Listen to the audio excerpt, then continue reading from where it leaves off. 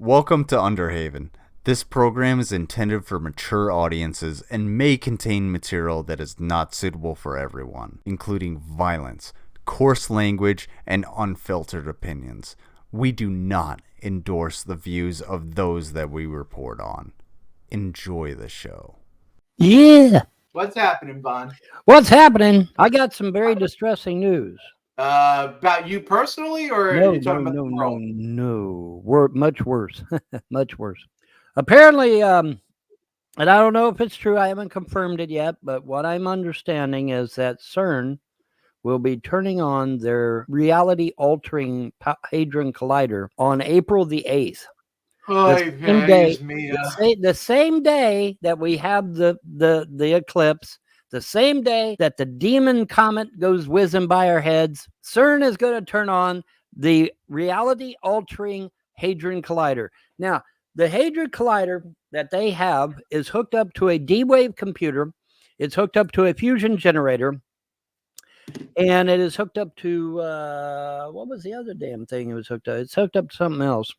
This is one of the plots of what the Nazis wanted. The Nazis made this collider, this this machine, which goes into it. They can transport themselves into the other realities and suck out all the resources. Right. They basically not only do they take over the United States in this reality, but they go into all these other realities and take over all the other worlds and then steal the other worlds. But what happens is it didn't end well for the Germans.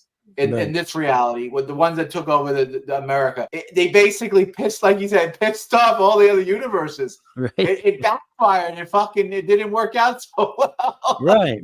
Because it's like Albert Einstein said: every action has an equal or opposite reaction. Right. What do you think is going to happen when you're sucking out other resources of other universes and bringing them here? So they know what they're doing. They know exactly what they're doing. They this is not happenstance. And, this shit is not funny. Now you say, well, Bun, so what? It's no big deal. No, it is a big deal. What if they zap us into a reality? Deal because I don't want you messing with my reality. No one voted on this. No one said, hey, I want fucking reality to change. These fucking cocksuckers think they can do it for everyone. Because they're in charge. No, I'm saying that's not fucking with shit. Well, here's the machine off. Here's the machine from the outlet. Put it in a fucking box. Put it in a closet and get the fuck away from it. Yeah, leave it alone. Like the old video on YouTube. Leave Britney alone. Leave CERN alone. Right, leave CERN alone. Well, here's the thing, and I admit this is an extreme example. Okay, I admit this. It's an extreme example. But let's say you're married with children, okay? You're happily married. You got 3 kids, let's say. Yeah, kind of like what I had. But you're married. You got 3 kids, okay? Everything's fine the day before. And, you kiss the wife, go to work, come back home, play with the kids out in the yard. Wonderful day, sun shining, birds chirping, bugs flying everywhere. But then you go to bed that night. And CERN turns on their fucked up machine. You wake up the next morning. You reach over to the bed, your wife's not there. You're like, uh-oh, what the fuck? Maybe she got up to get some milk or something. So you get up out of bed, you go look, no wife in the kitchen. And like, uh-oh, now you're starting to worry. And it's like, where's my wife and kids? All right, so you look all over the house, nobody's there. You look to see if any notes were left. No notes were left. So you go out and you see your neighbor out in the yard, and so you go up to your neighbor. Hey, did you see my wife and kids leave the house today? Your neighbor's like, what? And you say, hey, did you see my wife and kids leave? That I can't find them. I don't know where they're at. And the neighbor's like, dude, you ain't married. You don't have children. Do you understand now the danger that CERN poses? These people are quintessentially diabolical. These people are beyond evil. Yep. It's like that scene it's like that line from Jurassic Park. They where what's his name says the Jew. He goes, they never asked if they should. They only knew that they could. They never asked if they should. Right. Just because you can do something doesn't mean you should do it. Doesn't mean you should do it. Right. You got to connect the oughts with the shoulds. I mean, if you can't connect the dots, if you can't give us articulate reasons of why this is beneficial for everyone and not just your fucking wicked ass, then don't do it. They know exactly what the fuck they're doing, and they don't care. They do not give a fuck. Sorry, I've been doing a lot of ranting today, Vaughn. I apologize. Here's the thing. I'm sitting there thinking, this is not a coincidence. This is not by chance.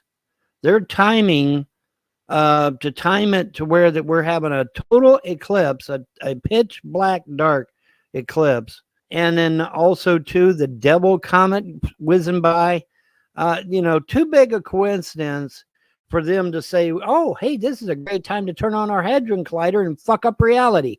But the thing of it is that you don't know what's going to get fucked up when they turn this machine on. That's why I said in my notice all over the social media, I said, make sure you count your kids. Make sure you take care of your kids, because you could wake up like that guy in that scenario did, where he ain't got no wife and kids. And then he goes out and talks to his neighbor, and his neighbor looks at him like a space alien, says, you ain't never had no wife and kids. You're single, and he's like, single. I was married for years and got 3 kids. It's like, no, dude, you ain't never been married and you ain't got no kids. And his friend wants to put him in a goddamn mental institution. Okay?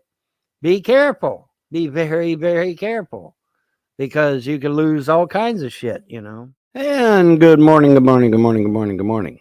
Morning coffee, 2:58. And I can't be late.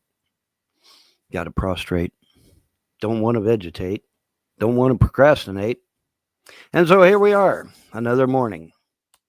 We have survived the horrible eclipse, the scary eclipse, which ended up being a big fat Nothingburger. And your mileage may vary, but what I experienced was nothing but some clouds that turned gray, like they were going to, have a rain shower. They weren't even particularly dark gray. There was actually a light gray. And so the eclipse was a big fat Nothingburger. It was very disappointing to me. I was very disappointed. I was actually hoping for fire and brimstone. I was hoping for the 3 days of darkness.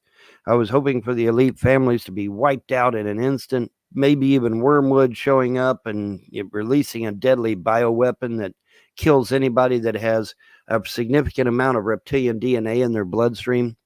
Just saying. Anyways, big fat Nothingburger. Nothing fucking happened. Couldn't even see the devil comet either.